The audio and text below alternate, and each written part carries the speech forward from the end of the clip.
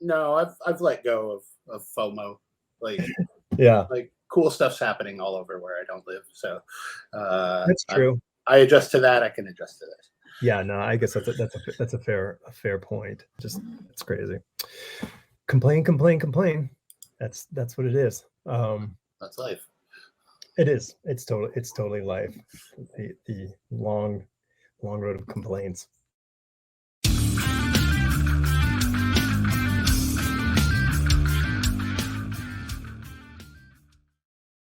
At this moment, I was hoping my French was better, and I was going to say something in French, but it's not good enough to nail it today. So, welcome to the Big Story Podcast. I'm Alex, and today we have Christopher Sebela with me, and I'm really excited to have you, Chris. I guess I've been Twitter stalking. Is that a term now? Twitter stalking? I mean, I feel like if your profile is public, nobody's stalking you. Like, yeah, yeah. Or you're asking to be stalked. Please.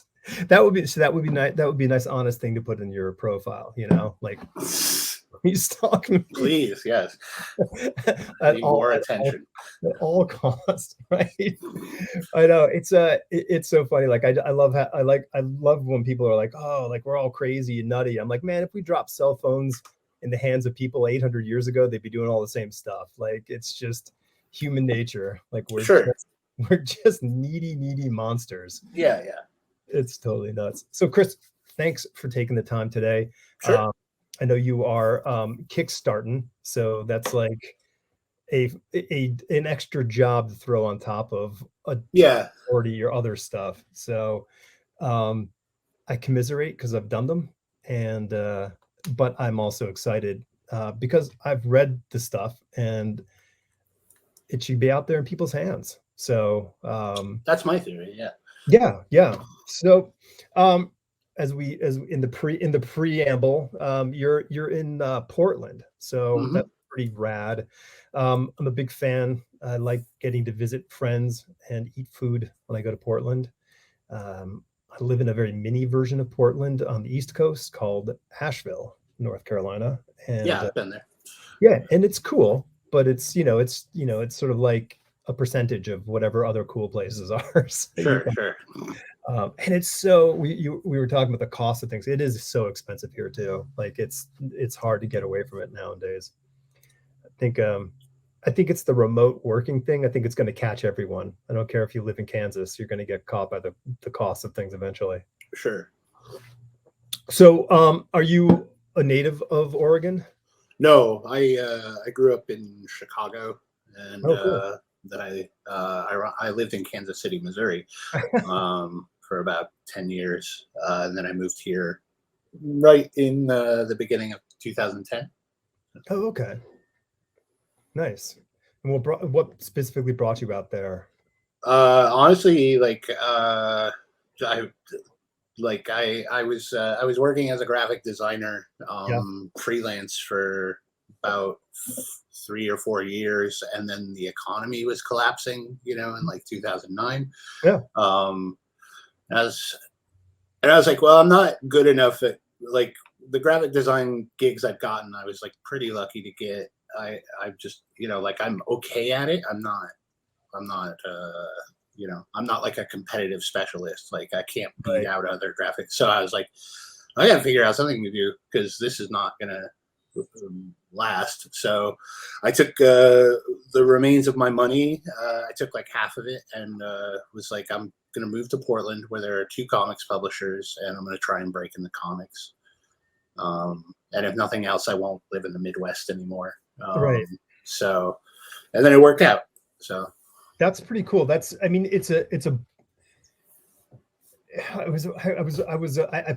a thing on Twitter yesterday. The lead singer from The Darkness, Justin Hawkins, has sort of his daily sort of thing that he does on YouTube. And it reminded me, like what he was saying, sort of reminded me of a conversation I had with Mark Lamming about like that sort of like that bold step you have to take to chase the thing that you want to do. And because it's like, if you live sort of behind the hedge on the effort to try to get the thing that you really, really want to do, I don't think you ever really truly get there. You know, it's like burning the bridge, burning the boats on the beach. You know, you like got to go forward. It was definitely like that for me.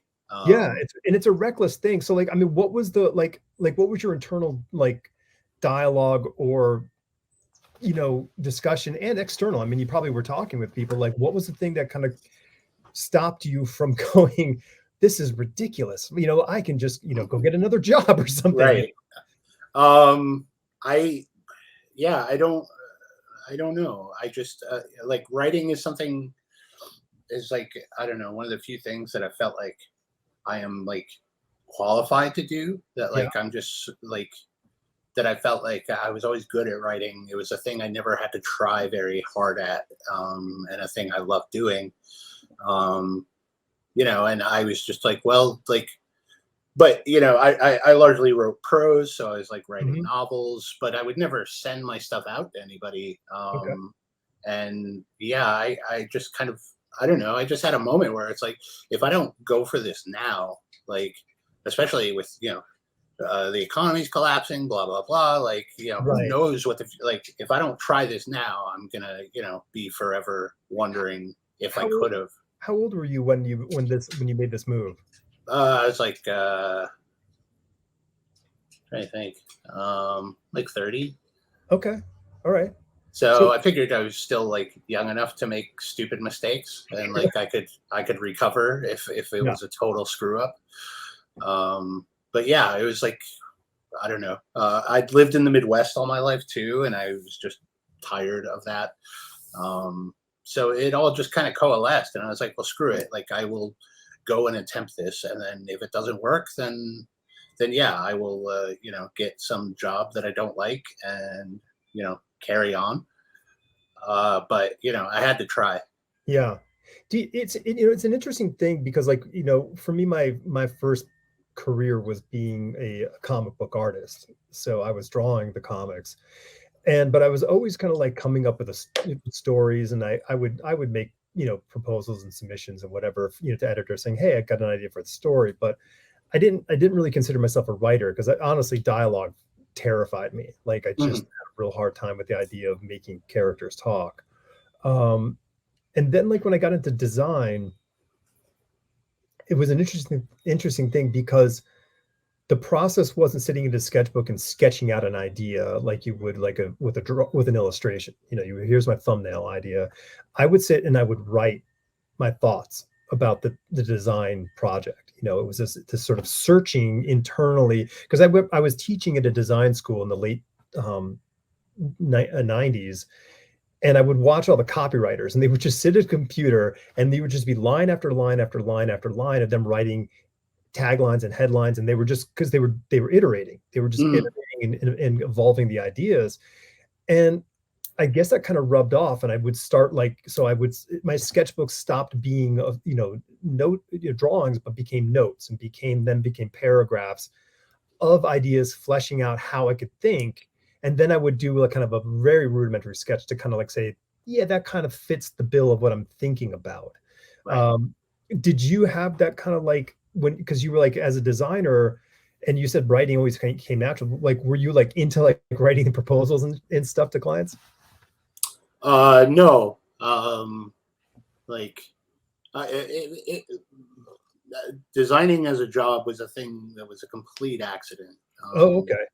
Like, yeah, it's not something, you know, I never went to school for it. You know, I just like, I sort of dicked around on my own, and then I wound up getting fired from my day job, and then a buddy of mine who worked at a different division at the same company offered me this like design gig, freelance. And I was like, yeah, sure, I'll try it. And yeah, and then so I just started doing it, but you know, it was never my passion or like anything, you know, it was just something like that I thought I was like okay at, and I like doing it.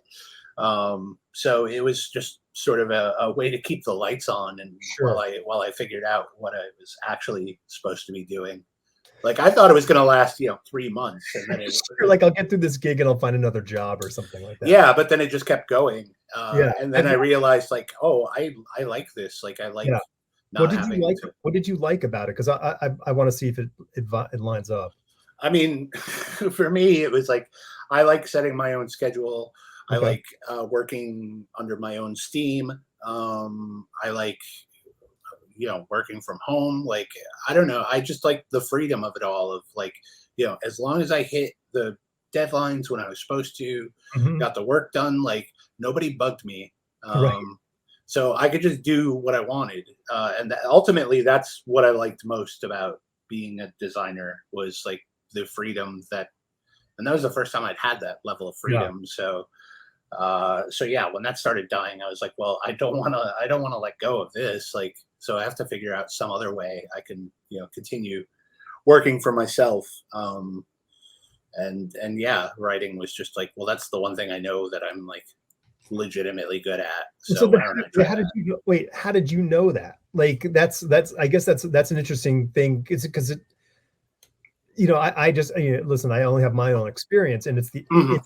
it's not the same. Like the ideas are there. The Sure. like iterative ability to come up with ideas has always been there, but the idea of like putting it on paper was always a very strenuous kind of engagement. So like, what made you say like, oh no, this is my natural. Like this is the water that I swim in. It's just something I've always done, like since Really? I was a little kid. Like I still have a vivid memory of like writing a short story called Star Cats when I was like 6. I'll read that. Um, I'll read Starcats.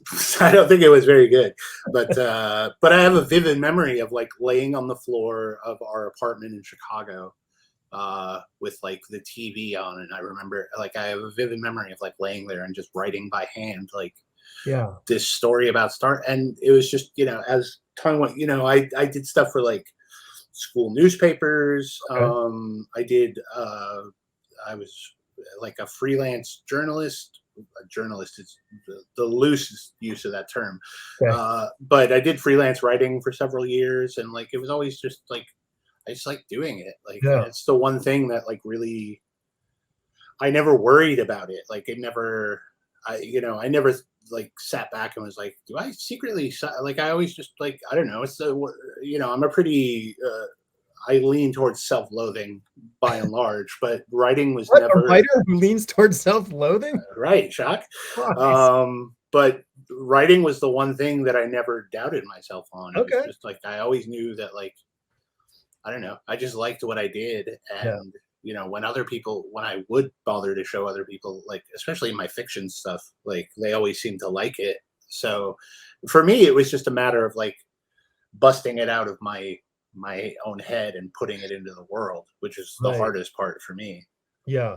You mean with the sharing it part was the harder part, or Yeah, yeah. I mean, I get that because I mean it's like, aside from like, your mom, like it's tough to like, and honestly, my mom was one of my harshest critics. So it was, it became harder to show her stuff as the years went on. But yeah, it's very tough. I mean, but I think the only way that someone becomes a professional is to get comfortable in being uncomfortable.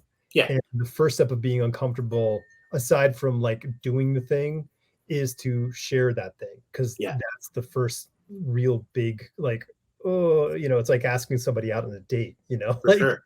you know, Yeah. um, it's no fun, scary. Um, that's cool. So like what books, do you remember like what books blew you away? Like when you were a kid, like did you have favorites or did you just, Uh, I, I mean, I read everything, yeah. so I don't know that like I read like most of like Stephen King's library Okay. like when I was still in grade school, Okay. Yeah. um, which I should not have been, but I got I was just yeah I was taught very early by my mom how to read, and she was a voracious reader, and so we always had tons of books in the house. So I would just Mhm. start once I got through mine, I just started going through her bookshelves. Um, I don't know about like, I don't think I really hit like what I would call like favorites until I was, like maybe in college or so when um, but even that, yeah, I mean, like, I'm trying to think of like, um, yeah, I don't, I like, I have favorites now, but there were none like growing up that I was like, this is what, like, this is what I aspire. It was just like, I loved the act of like, I mean, I loved reading, but like, I just love storytelling basically. And I knew that like I could do that. Um, and it was just a matter of like learning how to do it well, which was just like, just doing it a lot. Right. Not showing anybody and just like, sort of in my woodshed, just like Okay. bashing away. So you were just logging in the hours regardless of, without sort of feedback, you were just building things up. Yeah, yeah, for sure. Like now were comics part of your youth, or they would Oh like, yeah. oh yeah. Yeah, like so I got into comics when I was in like the middle of grade school. A There was a summer camp that I went to, and the weird kid in our group Okay. showed up one day with like a backpack full of comics. Oh. And that was really the first time I remember like, I mean, I was sort of into them before, like I was, like I loved the G.I. Joe cartoon. Yeah. And I grew up in Chicago, so like when I would go to the train station to go to school, they had a magazine rack that was full of comics, and of course they had G.I. Joe comics by Marvel. So that was like, those were the first comics I bought, but that was mostly because I was super into the cartoon and the toys. Yeah. So No, it's funny. Like it is very smart. Like, and I mean, my first, they all kind of came in at the same time. Like the X-Men, the Avengers, and the Micronauts all kind of came in at the same time around the late 70s for me. But the Micronauts were a toy line. So right. like it was this sort of part and parcel thing of like, and so were the superheroes in any respect, because I think I had, a Spider-Man, Mego figure long before I had a Spider-Man comic, maybe, I don't know. But but those things were like, so it was an easy sell. Like, wait, there's more than just this thing that I can run around the house with. I can read. Right. Yeah. Yeah. I mean, I remember as a little kid, I had one of those Spider-Man comics that came with a record. Where they would like, it was like, when you hear the ding, turn the page. Totally. So yeah, like comics were always like around, but it wasn't until this kid brought his backpack of comics to camp that like I started reading through them. And then when I went back to grade school, it turned out there was a comic shop like a block and a half from my. And like if you grow up in a city, you have a sort of a superpower built in, like if you're into comic books, because there's got to be a comic shop. Yeah, no, and that was my totally my gateway. Like I took, I used to use my allowance money to go to a video game arcade and just like, well, here's all my allowance money, and like I'm gonna stay here for 4 hours playing video. Like that seemed like the perfect use. But once I got into comics, I was like, okay, well, I'm just moving all my money over to comics. Yeah. And yeah, like I set up a pull list and like, I just dove right in. And it wasn't, there was like one person who was a friend of my, he was a friend of my mom's. And I remember one night, while I was at some house with her and her friends, and they were all getting drunk, but he like sat with me in the kitchen and like walked me through the X-Men timeline in the comics. Oh, really? Yeah. Like explaining like, and then the Brood showed up, and the Brood were these aliens. And like literally he had like a photographic memory of like everything that happened in the X-Men comics. So I count that as a very big moment for me, because like I realized like, oh, there's like a huge like overarching story. It's been going on for years and years, and like it was just that combination of stuff just like sunk its hooks into me. Oh, that's totally cool. And it's funny. It's like, I mean, it's almost like with so many things that like, if, you wrote a story and, a teacher was like, oh, this is really good. Well, now you've got that external gratification and support. You're like, okay, I'm not as afraid to do it the next time, and I'll do, and it kind of continues. Yeah. But it's also like, it's also like having like an older cousin or sibling who is like, hey man, listen to this album. It's really good. Yeah. And you got this guy who walked you through the X-Men universe with like, so you're like, he armed you with this sort of like lore, like a young warrior heading off into the Yeah, for sure. that's incredible. So I mean, so you're landing in Portland, with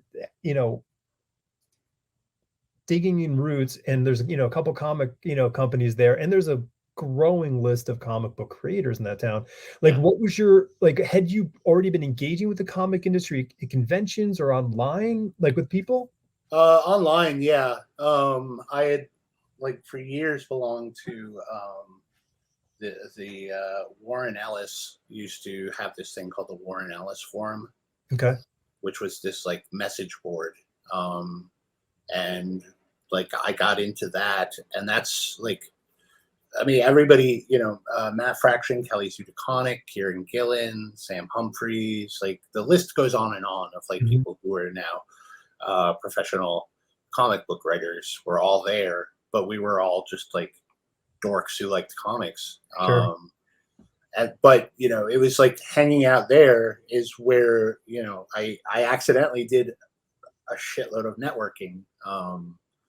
And it was just like, so when I decided to actually try to break into comics, I already had this network established of like people that I was cool with who were now like breaking into the industry and like, Right. You were so left alone.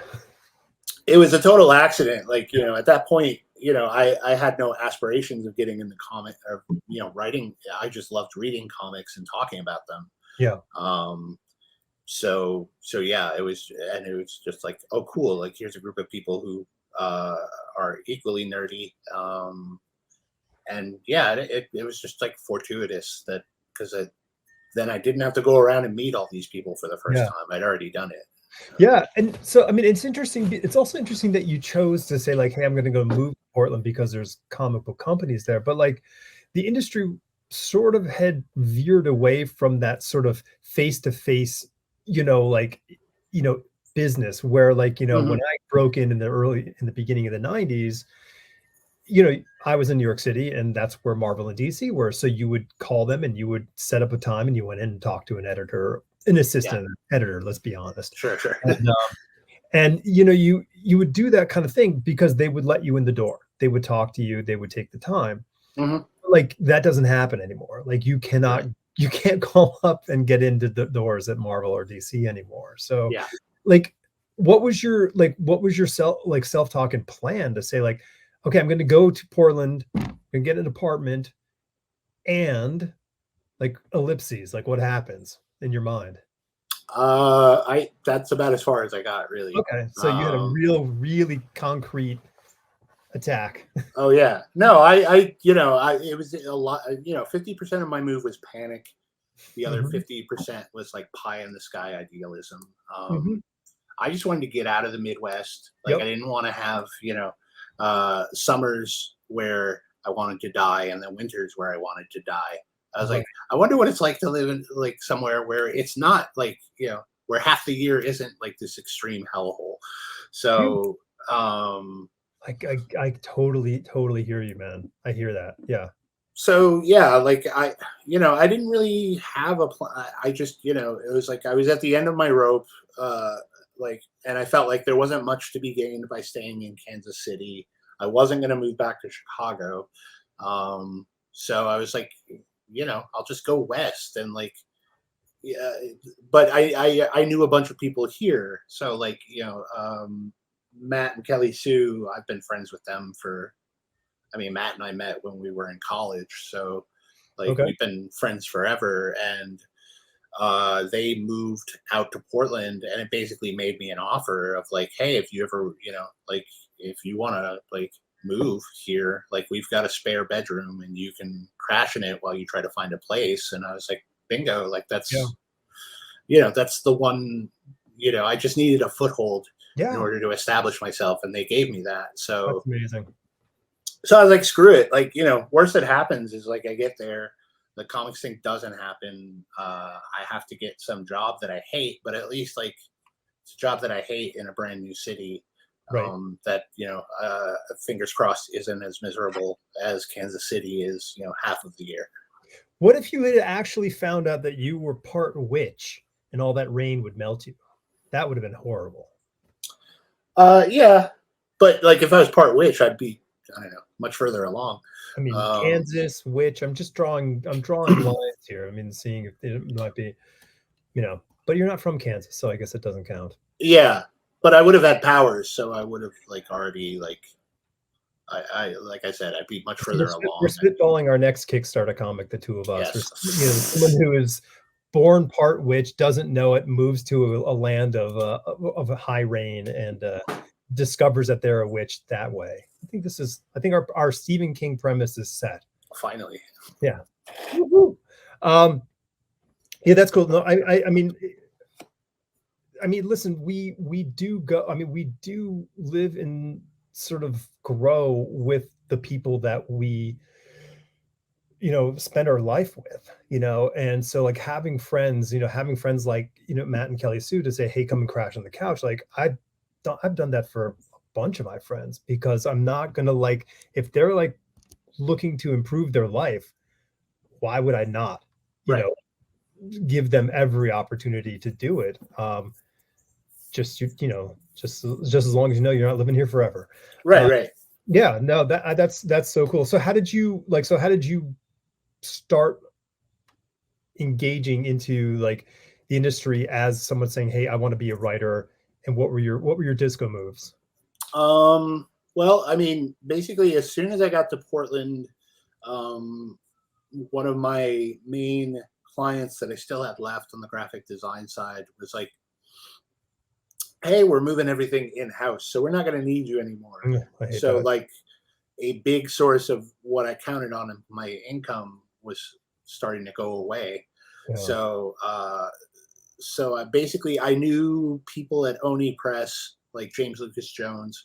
And I reached out. I was like, is there any like production work or anything that you need done? And he was like, do you know how to flat comics? And I was like, I don't even know what that is. But yes. I was like, but I will learn. Yeah. So yeah, he like sent me a bunch of pages, and then Tony Moore was nice enough to like get on the phone with me and explain flatting to me and like sort of what I should be doing. Yeah. Which Tony Moore does not like have to do that for any, like I still remain shocked that he like did that for me. But yeah, so then I just started flatting comics. And so I sort of had a little foot in the door with Oni that way. And I started writing pitches and sending them to Oni. And like one of them, like the first one I ever wrote, they were like, we like it, but also like you want to do 12 issues and no one's ever heard of you. So no, right. Which totally understandable. But like we did some back and forth, and then they brought me an idea. They're like, hey, we have this like, 3-line idea. Can you turn this into a comic? And I was like, I could certainly try. And yeah. So yeah, that was like my foot in. And then I was co-writing with a buddy of mine who had put out a comic at Image called Screamland. Okay. And I was like, why don't we just like team up? Because I had an idea for a Screamland sequel. So, we had been talking about that and then talking about doing other stuff. So, yeah, in the same week, like Oni greenlit the idea they had sent me that I had written up a pitch for. And then the sequel to Screamland got greenlit at Image. That's actually pretty amazing that both of those things landed at the same time. It's nuts. Yeah. And so the Screamland thing was that the first thing that you were doing in comics? Was that like that was my first published thing in comics. And I think it's an interesting thing, because often our early works, like self-generated early works, we do often, I've noticed, like do those in concert with somebody else, because it sort of does make it a lot easier to engage into the unknown when there's someone to, you can get on the phone with and go like, okay, what the do we do here? Like, Right. And he had already been through the whole process of like getting a comic greenlit and like having it published. So I figured like, I was like, can you just like help me out and I'll help you out? Like it was mutually beneficial. So yeah, I that was one of the things was like having done all this sort of accidentally done all this networking beforehand. It all started to pay off when I got here and like really focused on getting into comics. Huge. So how did you, I mean, since the only thing was your first by you kind of thing, even though they gave you the sort of here's the elevator pitch, and then you had to like turn it into something. Like what was your, because I'd like to find out like what your process was with that versus what your process is now, as someone who was kind of figuring it out at that point. I mean, it's not terribly different, it's just like sitting down and making a buttload of notes. Literally like every idea I had about it. And then once you write the notes, I would go through and like figure out like what works for this, what doesn't, trim it down. Like it's just like shaping and reshaping. What I imagine like being a sculptor is like you have to like, you get the general form, vaguest form of it. Yeah. And then you just start finessing and you start until like the thing starts coming out of it. And that's still largely what I do. I do it now like with paper and pen and like composition notebooks. And, like my process was a lot more sort of ingrained back then. I was just like, well, I don't know. This seems like a good way to work. Sure. That's it. Sometimes we call those training scars. You find a process and you just kind of like you muscle your way through it and just keep on going. That's been most of my creative life is like I don't know how to do this, but I'm gonna like I will bash my head against it until either the thing gives way or my head does. And so far my head stayed intact. Yeah, and if you have enough, like I think if you have enough grit, coupled with hopefully a modicum of talent, those two things can get you through whatever you need to get through when it comes to these endeavors. Yeah, for sure. Yeah. So what was your sense of feedback early on with the early work? Like did you get landed, did the other work come in before you even had a chance to kind of like process it, or what? No. So like, we did Screamland. It was called Screamland Death of the Party. And that like, so we did 5 issues of that, and then a trade came out, and then I couldn't get work. Like, it was like I would go to cons and like give the trade to editors who I met or who like friends of mine introduced me to.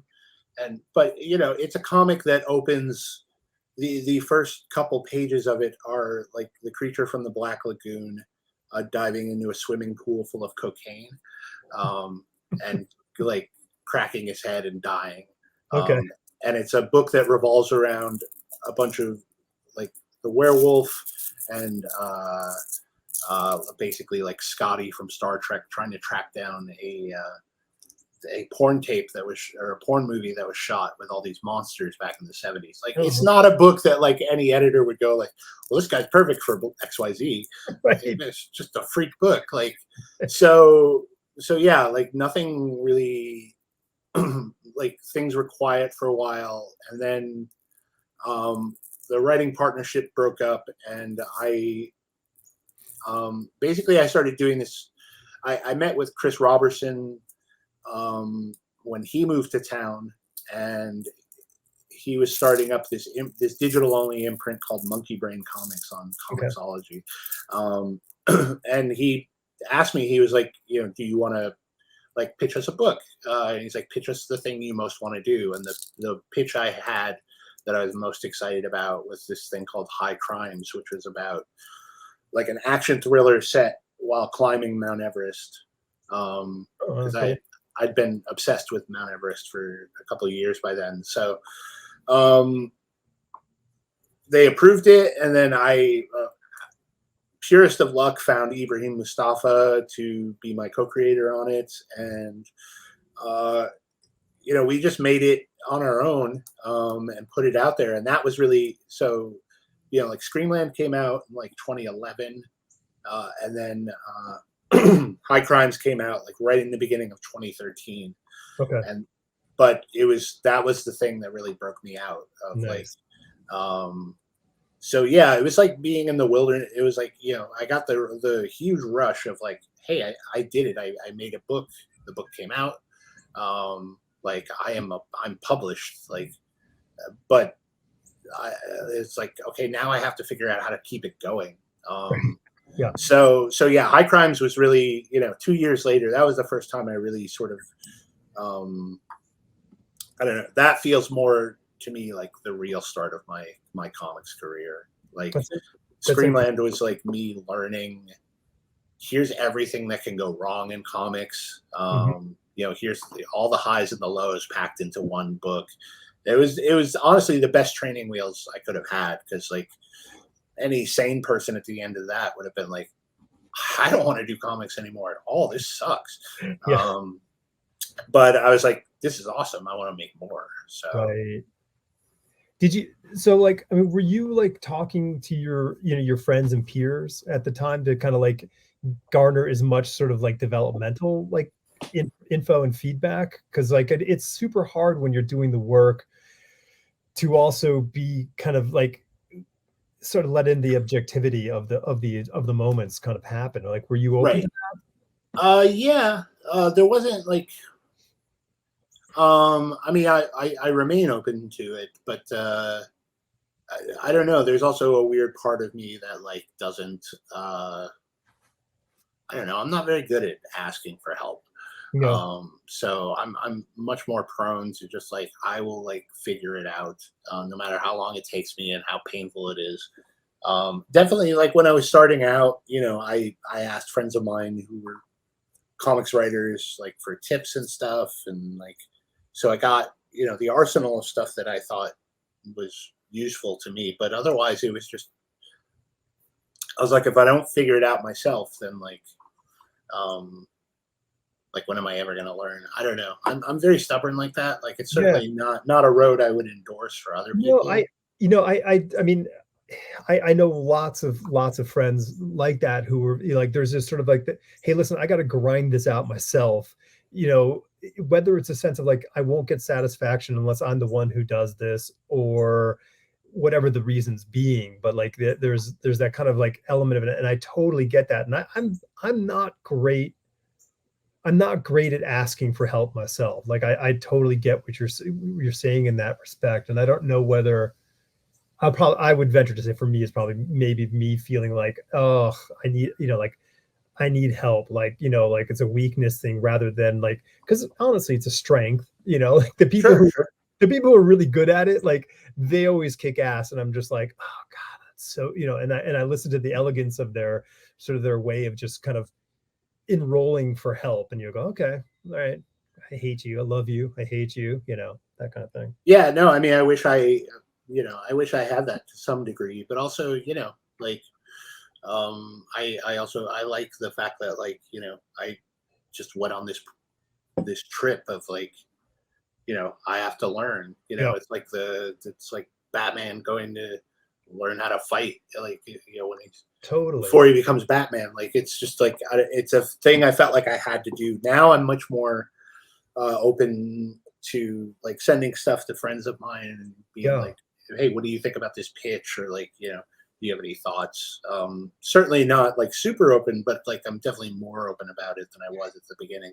No, I get that. Like, I think the evolutionary process of what we can do is amplified in that, because like, I mean, in the design world, like if you're working in a firm or if you're working in-house, like you are not working by yourself. Like you can't like get an assignment, then hide and then return with it. So like you have to throw it up on the wall, and it has to be vetted and it has to be kind of banged around.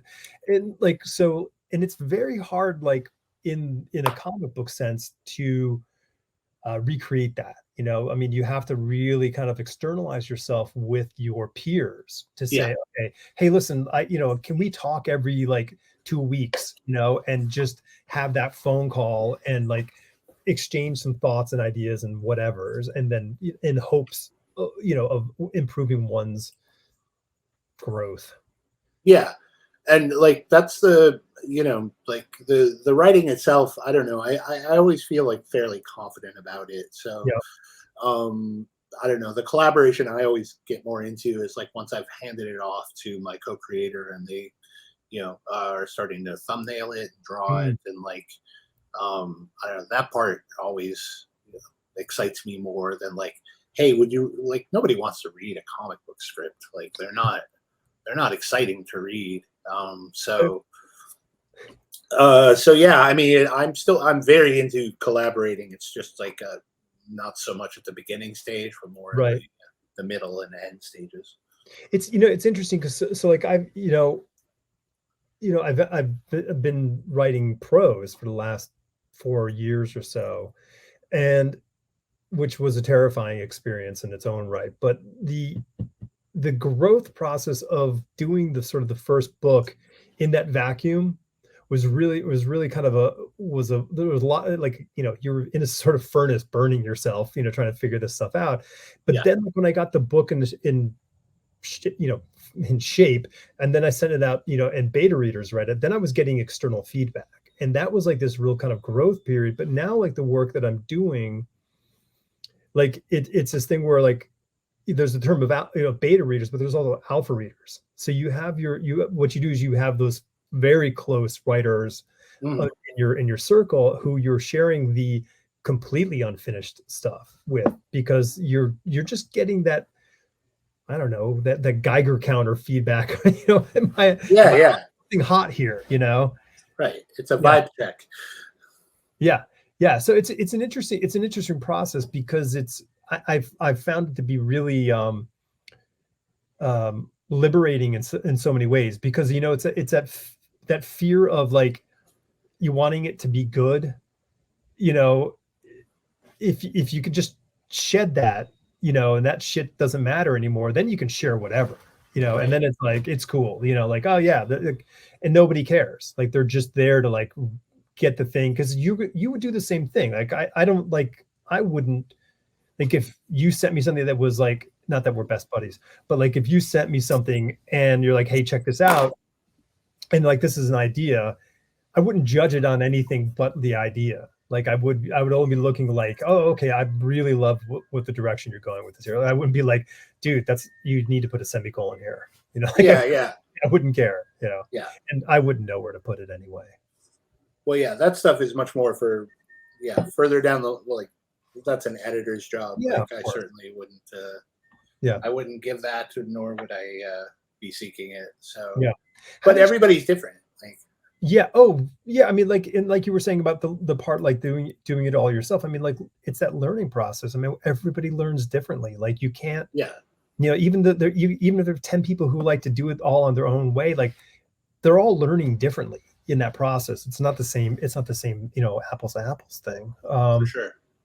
What was your, like, doing pitches? Because I enjoyed doing pitches. Now, like, pitches were weird for me because I had the idea, but I was terrified of sitting and writing it. So I'm Mm, like, okay, well, here's the artwork idea, and this is my idea. And I would just basically tell, like, a writer friend, I'm like, sit down and start typing. And they would just transcribe what I was saying. And then they would kind of do some writing on top of that. So, mm, but it was a great process, because it was real fun to kind of put together this idea, and like, and I was not savvy enough to realize how much of a marketing tool it needed to be. I was right. more sort of like, hey, isn't this good? Yeah, Uh, yeah.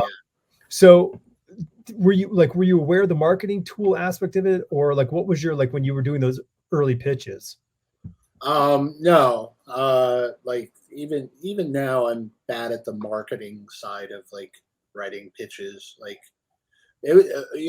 pitches for me are just like, it's ultimately me telling myself the story of what I want to do, and making it as sort of clear and exciting as I possibly can, but also like, you know, I've gone through a lot of different shifts with pitches. Like I had an editor who really sort of cleared my head up about pitches several years ago, because I would send him stuff, and like he would always give like short responses, but they were extremely effective. And like the most effective one was this book Crowded that I did at Image. I remember pitching it to this editor, and he was like, yeah, like, but I sent him like the bare bones like idea of like, hey, there's a world where assassinations are crowdfunded and like blah blah blah. And he was like, yeah, this is a cool idea, but like, why should I care? And I realized like I was getting so caught up in sort of the novelty of the idea that I had lost sight of like who the actual characters are supposed to be and like what the heart of the story is. This is so interesting, because I was talking with Kevin Cuff, one of the Word Bros, Metal Shark Bro world fame, and we were talking just yesterday, maybe. Yeah, it was yesterday, I think.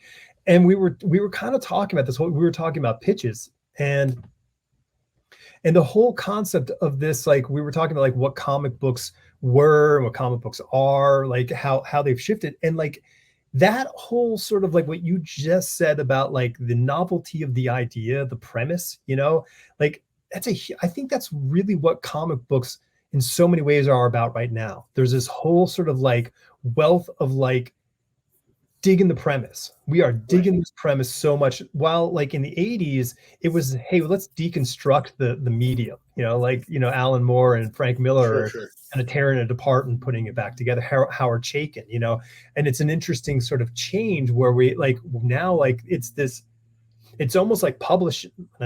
It's almost like publishing. It's almost like book publishing. Where it's like, it's a real big thing about this, you know, what are these interesting premises? But what you said is it's all about the characters. If we don't care about that person that we're going on this journey with, or people, it doesn't matter. Yeah.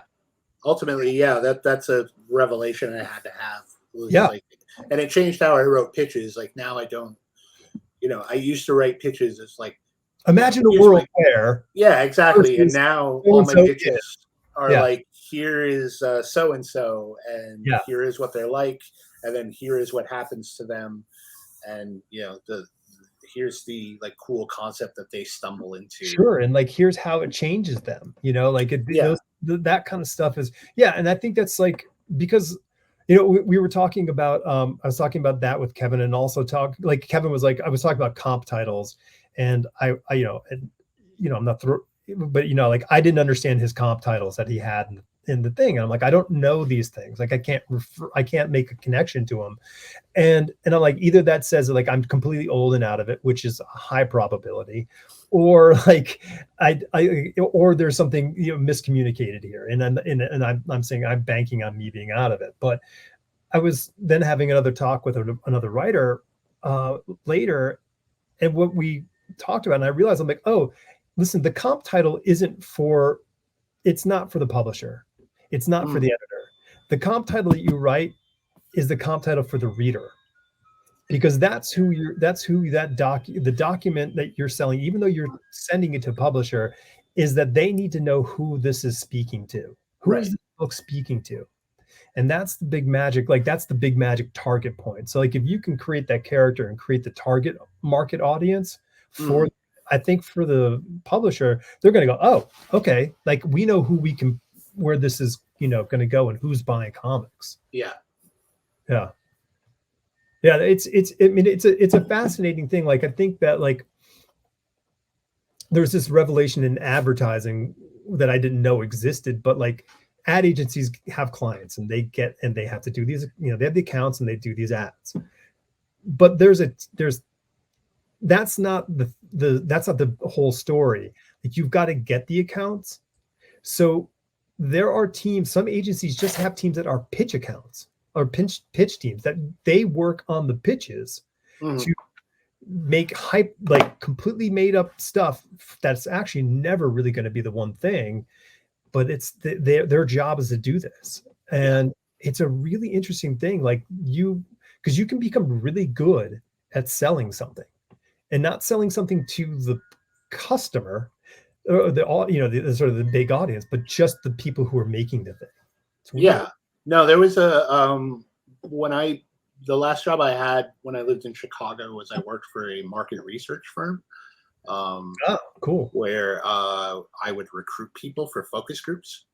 And then occasionally, because I was a fast typist, they would bring me in to the room behind the two-way mirror to transcribe. So I got to see like the gulf between like, here's what this agency thought was like a really killer idea, and then here's like people who they're actually trying to reach with it and what they really think about it, like, and realizing like there's just like an ocean sometimes between intent and actuality.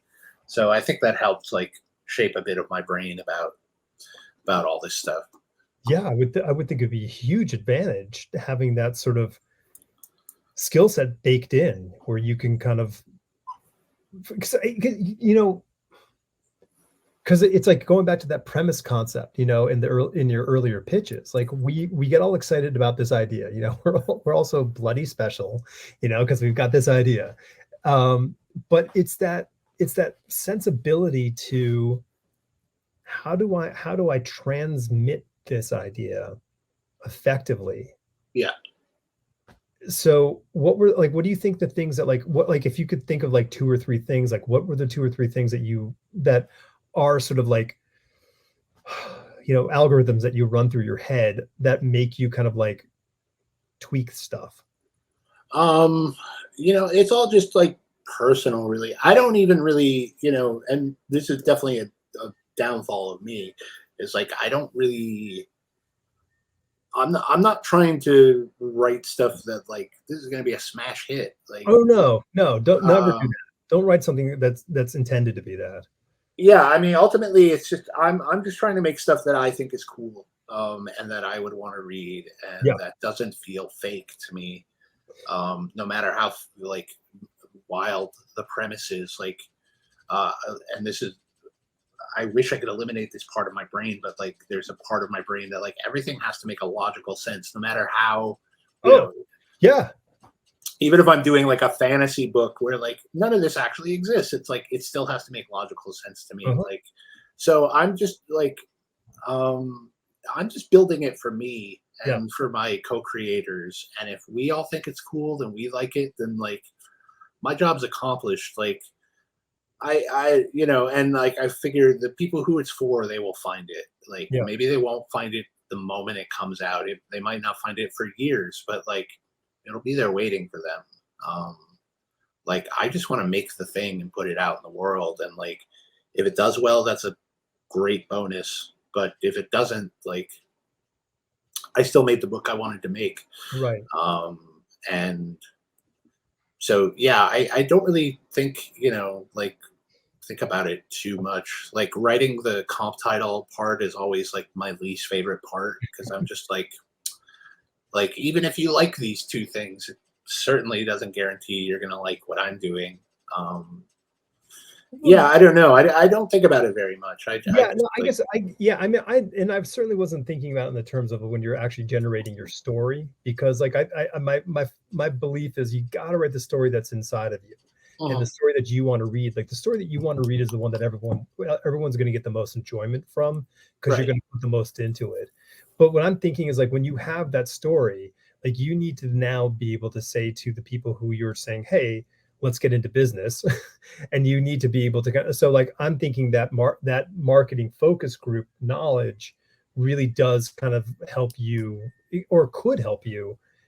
Possibly. Yeah. I don't know if it does really. Like, I just, you got a superpower, use it.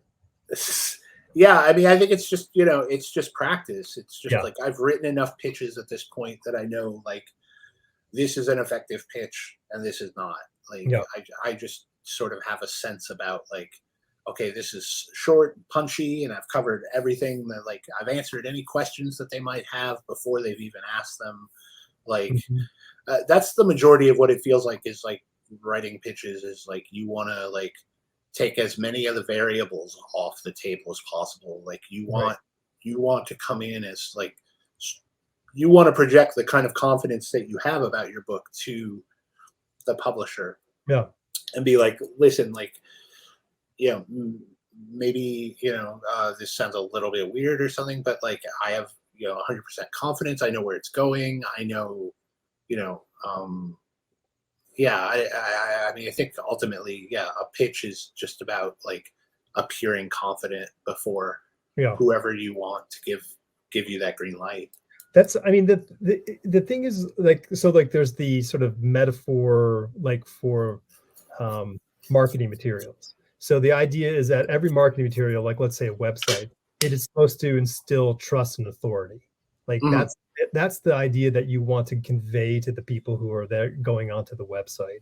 So in this same document, you are trying to say, hey, you got to trust me because I know what I'm doing here. And that's what that, that's what that, so that the pitches kind of comes down to that.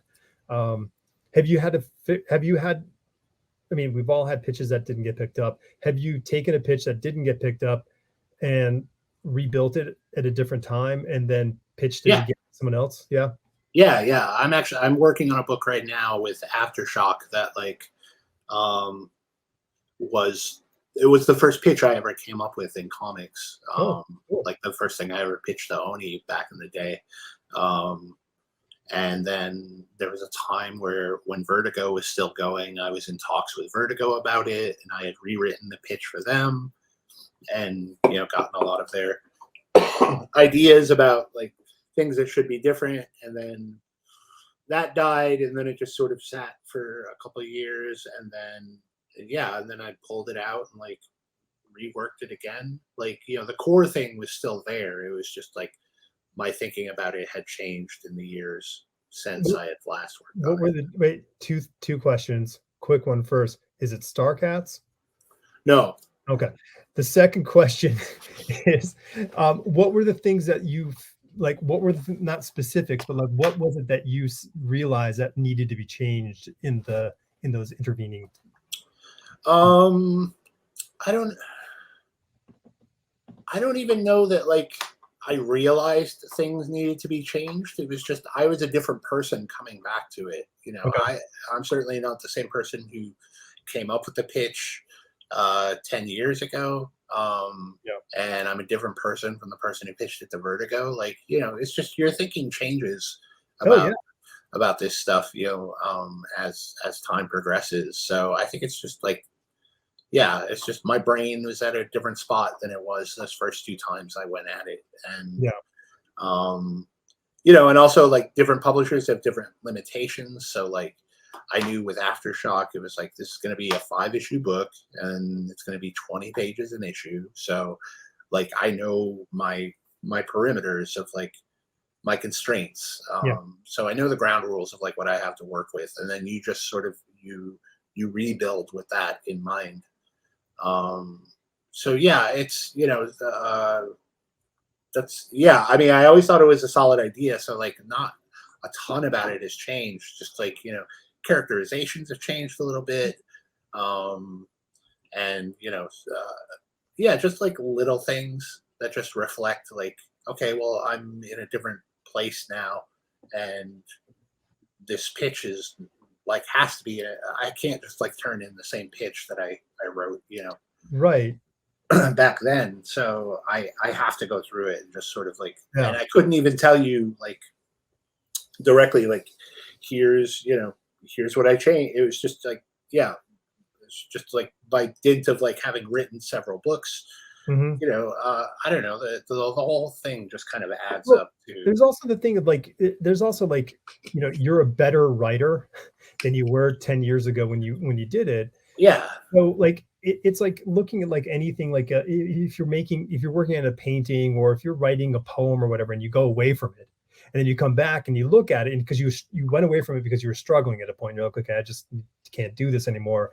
But then you come back and then like you can see the thing, oh, it just needed this, and you can kind of grow those. It's like the puzzle, when you're working on the puzzle and someone comes along and goes, hey, check it out, and they stick the piece in there and you just want to break their hand because you've been staring at those pieces for a whole afternoon.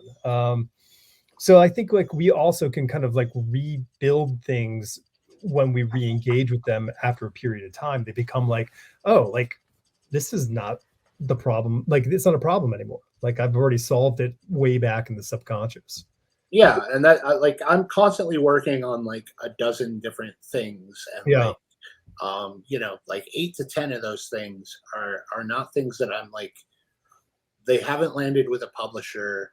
It's not something that I'm like full bore on, but it's like I like to like have the work done on it. So when I come back to it, then I can reassess like, Mhm. okay, here's what I was thinking the last time I was working on it. Like, what do I think about all that now? It's Yeah. like you're just writing letters to your future self.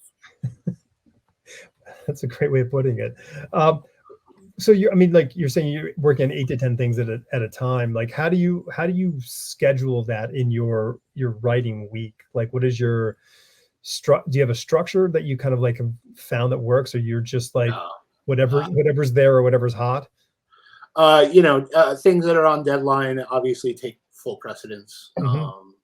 But even that's not like a hard and fast rule. Like, sometimes just like you get a weird bug, and like that thing you haven't touched for 8 months, like suddenly you're hot on it, and you have like, you know, you're I'm out walking my dog, and suddenly I like have this idea that like, oh, that's amazing. I should like I should totally work on that. And then like so it's just like a lot of like it's like bumper cars. It's like Cool. um there's no order to like what takes precedence. It's just like whatever manages to wedge itself in front of you, Hmm. whatever sort of fills up your brain the most and gets it the most excited.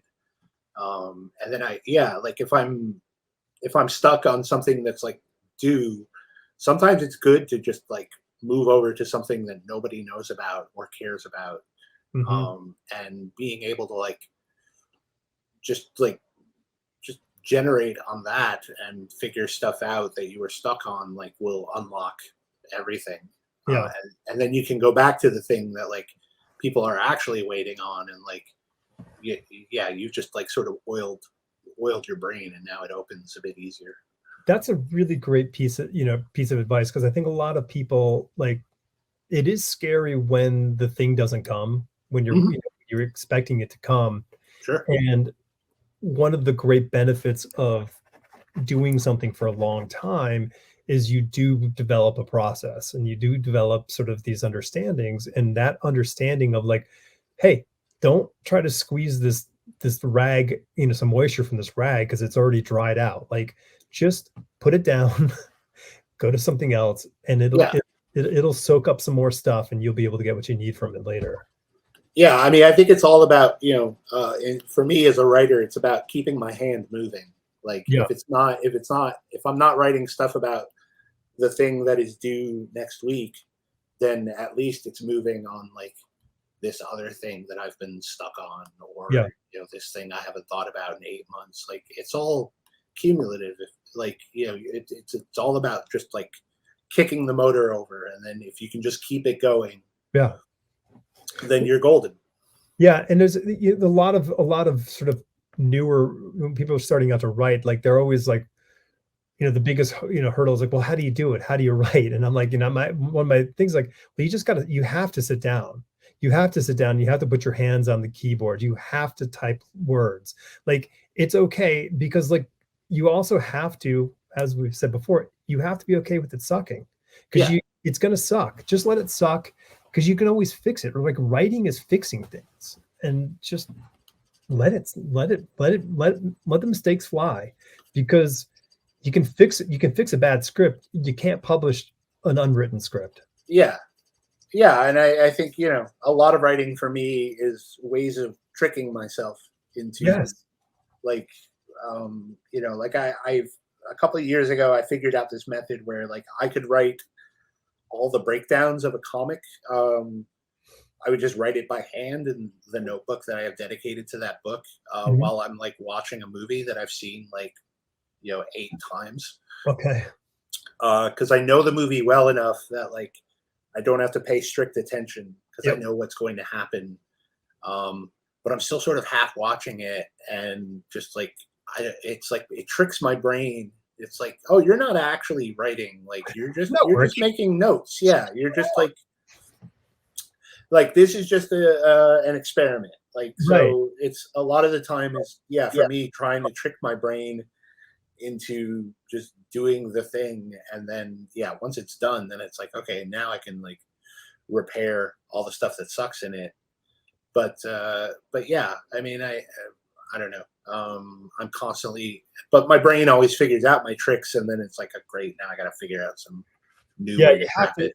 That's, I mean, this is the problem of the ever rewiring gray matter. It is super good at like beating out our stupid plans. Because it just wants to do the nothing. Come on, brain. Let's play along. Let's do the thing we keep saying that we want to do. Let's go do that. Yeah. So you what is your like daily writing regimen like? Like days and afternoons is a lot about like, I don't know, the majority of my writing doesn't happen until evening. Okay. Just because that's just sort of how I'm wired. I work better at night. Okay.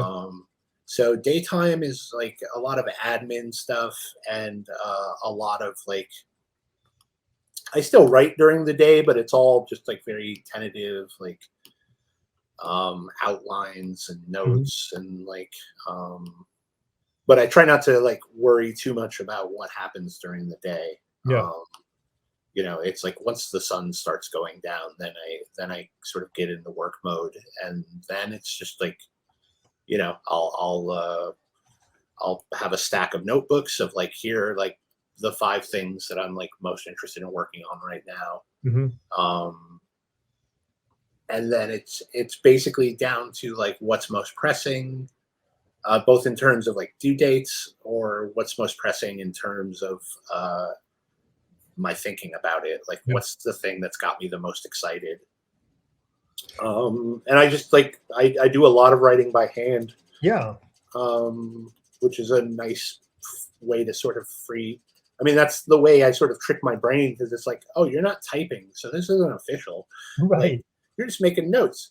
Well, it's also there's the kinesthetic quality of that. Like, I mean, like there's what is the Artist's Way, you know, that book, The Artist's Way, and a discussion of, you know, doing the morning pages where you write 3 long handwritten long pages out, and it doesn't matter.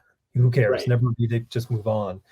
There is something to be said about like that physical action where your body is doing what a body does. It's moving, it's making something, it's, you know, and I think that's probably a really healthy thing. And the other thing you said that I think kind of might be really beneficial thought is that you said that, you know, doing all the admin work, you know, you're answering the emails that are coming in from, you know, from wherever that need to be answered. But like at 6 p.m. West Coast time, those emails aren't coming in anymore. The day's done. Yeah. So like you can't like, so like for me, like if I typically write like from 9 to 1 o'clock, and then I do the client work after that. But like if I make the mistake of opening my email and there's a client email in the intervening hours, all I can think about is managing whatever that issue is with the client. Right. Versus saying, just keep on writing, just keep enjoying the thing that you're really here to do. Yeah. So like, I think that it's kind of an interesting structure that you've built out there to kind of protect that sort of space of time to write. Yeah. I mean, you know, it started out of necessity, just because for a long time, like evenings were the only, you know, I would do flatting work all day. And then when nighttime hit, I would go to this all night coffee shop, and I would just plug, like they had outside seating with like heaters and ashtrays and outlets. So I had everything I needed. I had a power source. I had heat when it got cold, and I could smoke. And so I would just like plant myself there for several hours. Coffee, if you like coffee. I do like coffee. So yeah. It was kind of the perfect place. And I think eternally I'm trying to get back to that sort of platonic ideal of writing for me. Chris, I had, so when the pandemic hit, um, I had just, I think for about a year or so before I was working at home, but I was doing a lot of, my client work kept me kind of flying to New York or wherever in the country doing work on locations. And the pandemic hits, and I had been writing all along. I've like been working on my draft. Pandemic hits, I'm not going anywhere. No one's saying we need you for anything. You're, Right. you're grounded. So, and my wife was home. I'm like, what am I going to do? Like, and I'm like, I need to write. And I really hadn't built a practice of writing at home at the time. So I ended up going to our storage unit, and sitting at the entry of the storage unit is this old golden velveteen armchair that I bought in Atlanta at a Goodwill because my dog kept climbing up in a different chair. I'm like, I'm going to get you a chair that you can just sleep in. So I got this thing we called the Golden Throne, and it's been sitting in there. So I would go there, run the extension cord to the plug down like 3 or 4 units down, and I would plug the laptop in, and I would sit there and I would write with my truck parked right in front of me. And, no one could really see me. They would just drive by, and, they would Right. just see an open unit. And I would sit there for like 3 or 4 hours a day writing. And it was kind of really great. Yeah. Like, there was no distraction. There's no internet. Like, it was just straight up you and a machine that put the words down. Yeah. No, I mean, like, I know people who, write in their cars. Like, Yeah, just I've done it. I've done it. Like that, like that's their process. It's like they'll go for a drive, park, and then they'll just start writing in their car. Like, it's about just finding, whatever sort of space. Yeah, That sort of Hemingway thing of like a clean, well-lighted space. right. Whatever that means to you. And it doesn't have to be clean, and it doesn't have to be well lit, but it's got to have, the same sort of energy to it. Yeah, totally. No, I think that's really cool that I mean, and it's funny, and I think in so many ways, I am always trying to get back to that storage unit, even though I could go over there. But the Sure. point is, I'm trying to get back to that storage unit space in here. Yeah. You want to bring the energy with you, but it's hard. But Yeah. you figure out a way. No, totally. So are you squeaking any prose out? Like, I mean, you were saying you wrote prose all the time. Now you're doing comics. Like, I know how hard like the pull of one to the other is. Like, do you still get prose out? I've been focusing more on it lately. So I'm working on putting together like a book of short stories. Oh, cool, man. I have a novel that I'm still sort of doing research on that I want to write. I don't know, maybe it'll be a novella. I don't know how long. There's still a lot of stuff I'm figuring out about it, but yeah, I'm trying to get back into, because that used to be all I wrote, and like comics can spoil you because it's like all you have to do is you have to write a 20 to 22 page script. Yep. And like you're done. And I mean that's the thing I love about comics is like you don't have to like write the whole thing then and there and then hand it in. Like you just have to write this chunk of it, and then it goes out into the world while you're still finishing the book, like chapter at a time. And it's actually easier to write 22 pages of comic, but I mean, not that it's easy, I'm saying, but it is less work because it's less words than 22 pages of prose. I mean, it is. Oh, for sure. Yeah. So yeah, it's been harder, like sort of getting my brain back to like, all right, now I have this huge wall of text. And like the other thing about comics is like there are hard and fast rules. Well, with publishers, it's like, like we only publish 22 page comics. So like write more if you want, but you're only getting 22 pages. Like with prose, it's like you could just go and go and go. Like you can go and you can go. Yeah. Yeah. So I'm trying to like, institute some sort of limits where I don't, because I mean, that's the thing that like held me up when I wrote 2 novels, but like they're both long, like excessively long, and it's just too much. So I'm trying to bring that kind of energy of like the short stories just are like cool. Well, like I know beginning, middle, and end. I know it's not going to be a huge So I'm building back up to like where I can write another novel. I think they're good parallels, you know, short story and comic books. I mean, you're in this sort of very contained tale. Like, I mean, not talking, you know, Fantastic Four or X-Men or, you know, Batman where it is in perpetuity, but like there's this thing like, okay, well, the story is going to start here and it's going to end here and that's it. Like a novel is, you know, like, I mean, dude, my book got up to 200,000 words at one point, and I'm like, I know this isn't going to get published at that length, Right. Regardless of the quality of it. So like, you know, I had to do the hard work to get it back down, you know, and it was just like, okay, you know, 65,000 words are going to go away, and that's what you do. Yeah, it's an interesting thing. What do you like? Like, do you use specific writing software? Yeah, I use Scrivener. Same here. Yeah, I think it's great. Which, yeah, I mean, I've been using it since, I mean, pretty much since it came out. Like, I spent years trying to find like, I've used all like, I could like fill up a sheet of paper with like all the different like, here's a brand new way to write stuff, like software, and like, like for a long time I was using this thing called Jer, short for Jerry. Okay. Jer's Novel Writer, which was just like this dude made it. And he was like, well, this worked for me to write stuff. And I was like, cool, this works for me too. Yeah. But like, yeah, that it's not like official, you know, you downloaded it off his website, and he's certainly not like updating it for you know, new operating systems. But like Scrivener was like the first one that like, it's like, okay, cool, like this can do everything and that I would ever possibly need it to, but like not in a distracting way. Like like it also like I can narrow focus and just use the tools that I want. Yep. So yeah, that's the style sheets, baby. You can do all this. You got all the style sheets. You can do all the fun stuff that you could do in InDesign. It's okay.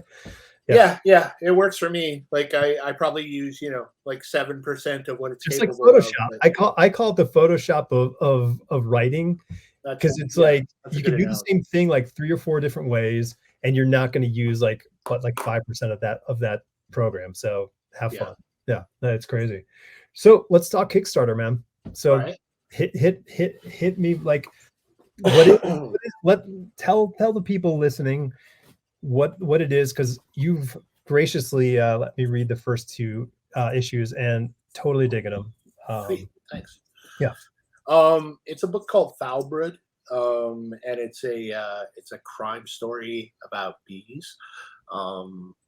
So it's 4 different stories, but it's all centered around this guy who steals a bunch of beehives, and the beekeeper that he steals them from basically goes on this sort of wrong beekeeper to steal from is my book. Yeah, she goes on a rampage, like trying to get her bees back, and she's the queen bee. That's the thing. The killer queen. Yes. But you know, the bee thief is working for this rural crime family, who use their like psychopathic grandkids to sort of maintain their control over things. And then there's a pair of like agricultural task force cops who are basically like babysitters for real cops out in the sticks. And yeah, it's this the theft of these hives basically brings all these 4 different worlds together. So it's a crime book, it's an action book, it's a slow burn character study. Like I don't know, it's a weird book. You got a mystery baked in there as well. So like it's kind of cool. There's some good stuff. There's some really good things.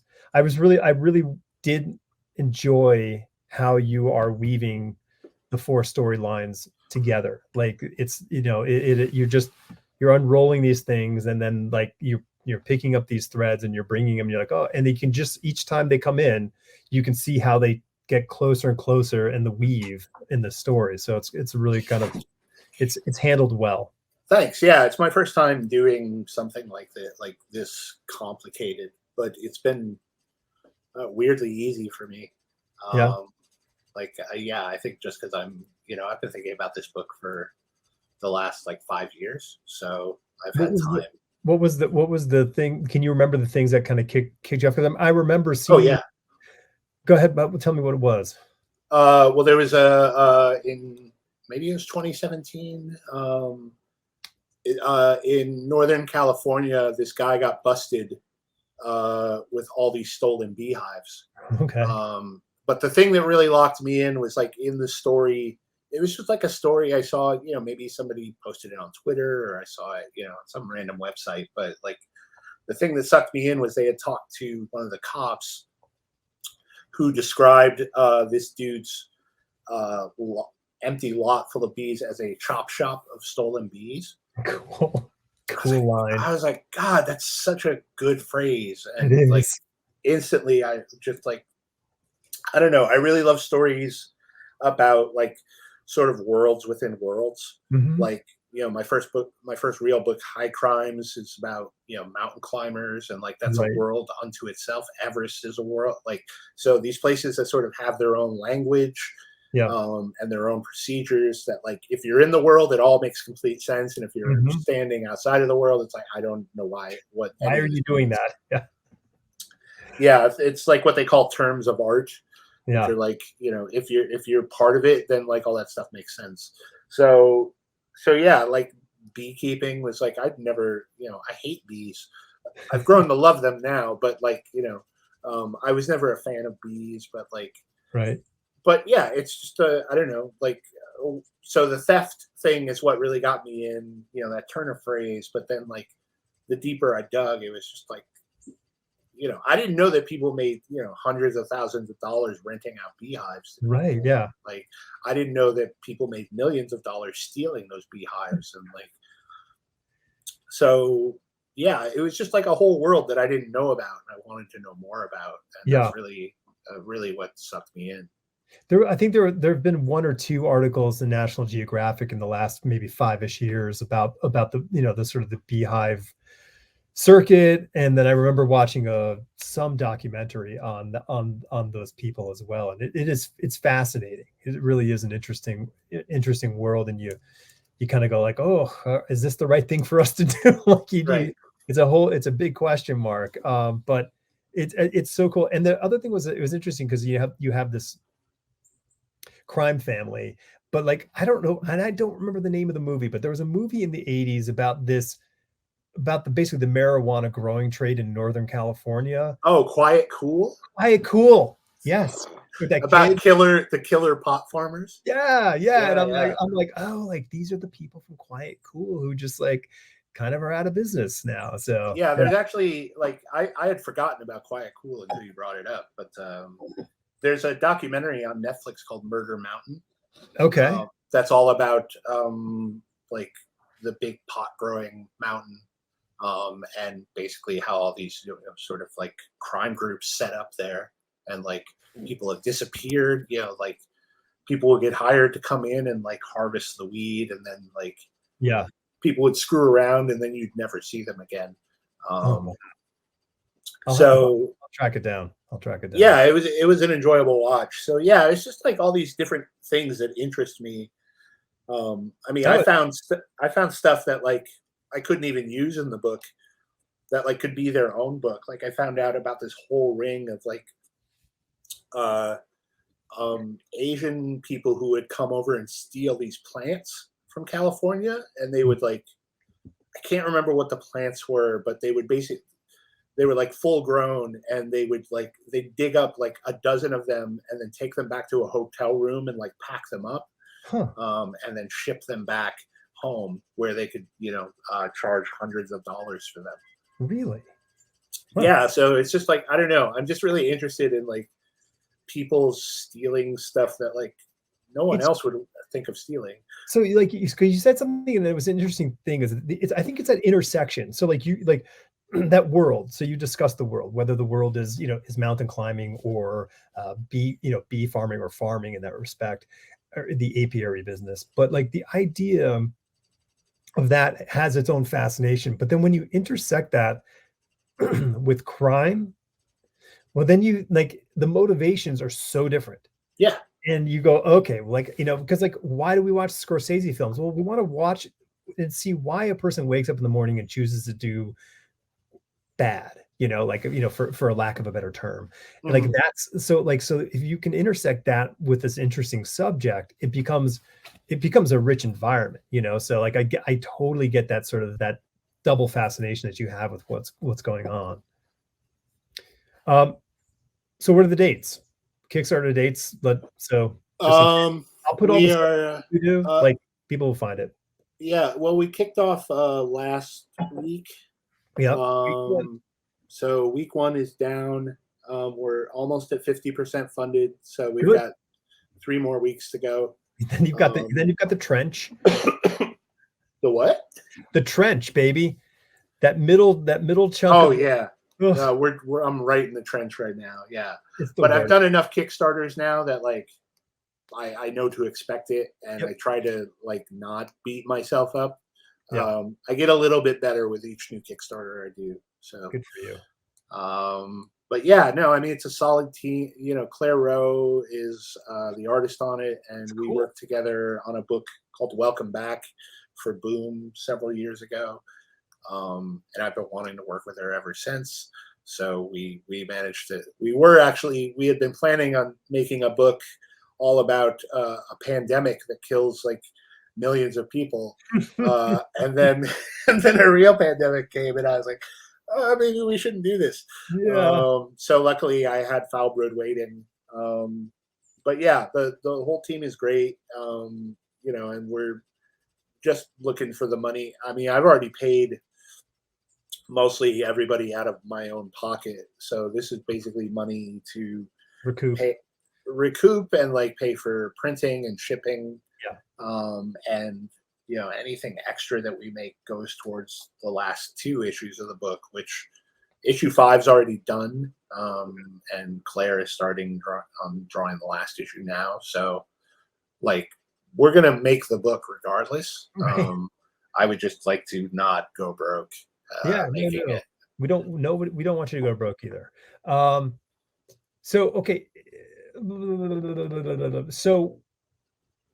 So I mean, I guess we're talking beginning of the year for shipping for the stuff. No, I mean like I'll get everything shipped out before the year is up. Oh, great. Because like I said, these 2 issues are already done. Yeah. So basically, once the campaign is done and everyone gets charged, then I'll probably pay out of pocket to get the print going. Yeah, and like I've already done. You know, the campaign we did for the first 2 issues was like we had 400 plus backers. So and I shipped every package myself. So I feel like I've got a system down now, and I can do it pretty efficiently.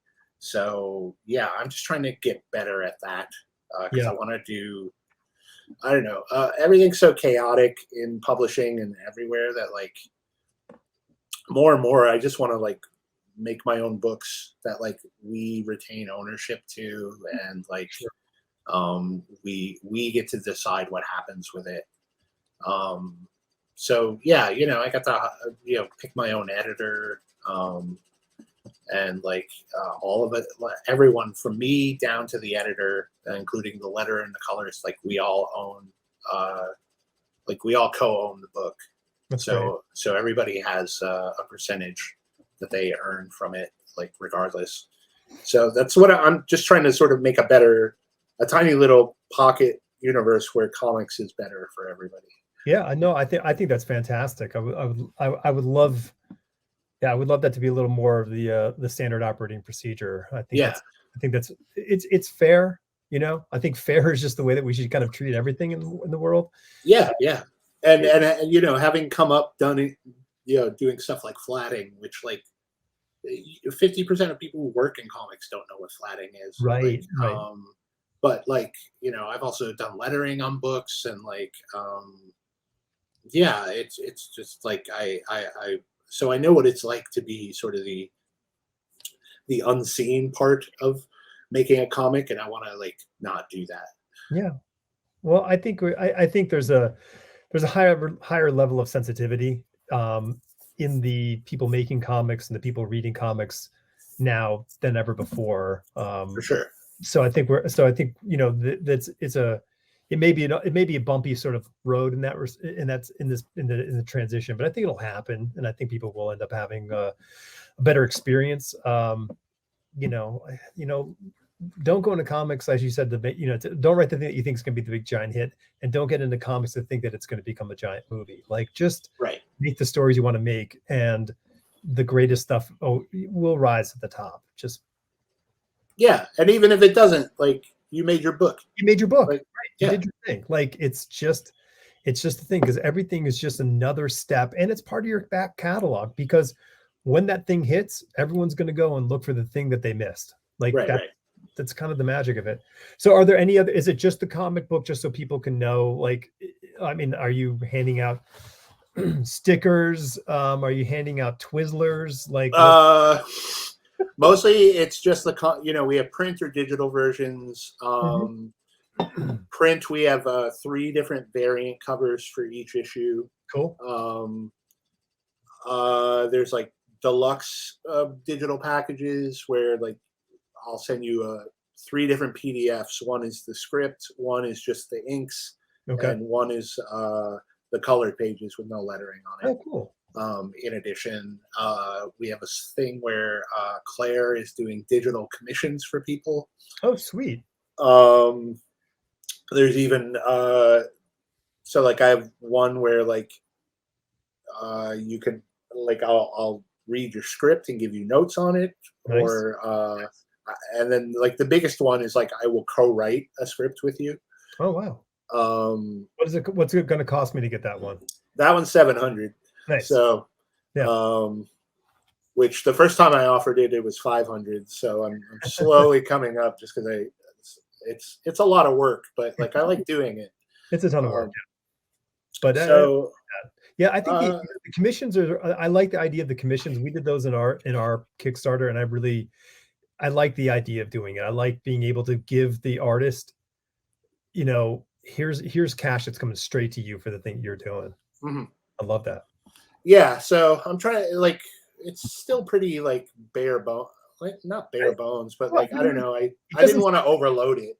No, because I think because listen, those things can also drag down the Kickstarter, either in decision making on the person who's engaging with it, and it also can drag down your profit margin. And, like, it's like, you gotta want to make as much money as you can, and it's not a matter of, like, hey, I'm going to get rich. It's just a matter of, like, I don't want to go get broke doing this.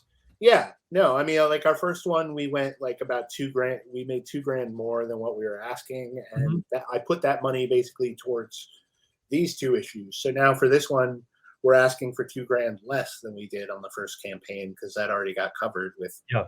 So I'm just trying to roll it forward, and, like, I just want to make the book.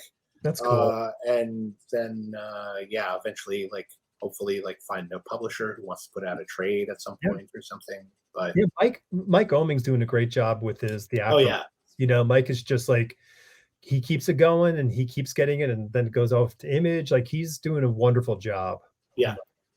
Love that guy.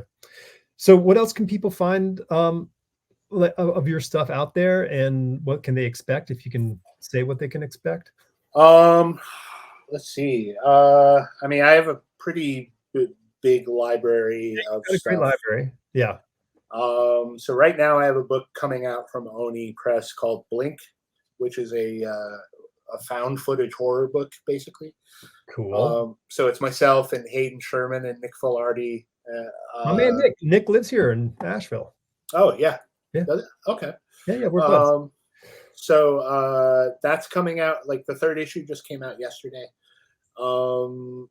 Another book I did at Oni called Dirtbag Rapture, which is sort of a stoner ghost comedy. Okay. Just came out in trade paperback. There's a 3-volume book called Crowded from Image. Oh, right. I love that concept. So I'm super proud of that one. And then coming up next year, they'll be collecting this book I did at Comixology Originals called Dot Self, Okay. with myself and Cara McGee. And then I have a book from Vault coming out that hasn't been announced, and a book from Aftershock that hasn't been announced. Sweet.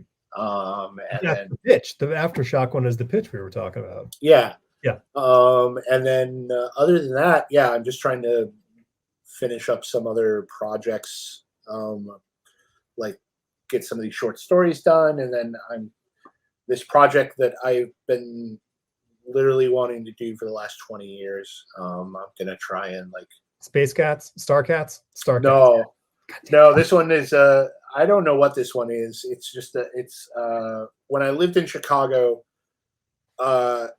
this guy used to put these flyers in free newspaper boxes. Okay. That he would make at home, and they're all about this conspiracy called the Ancient Order. Oh. And it's full of like numerical letter math and stuff. Right. And I have like 70 pages of these. Okay. And it's this whole cosmology that like only existed in this guy's head. And I got obsessed with it, and I started like tracking them down and like collecting as many as I could. So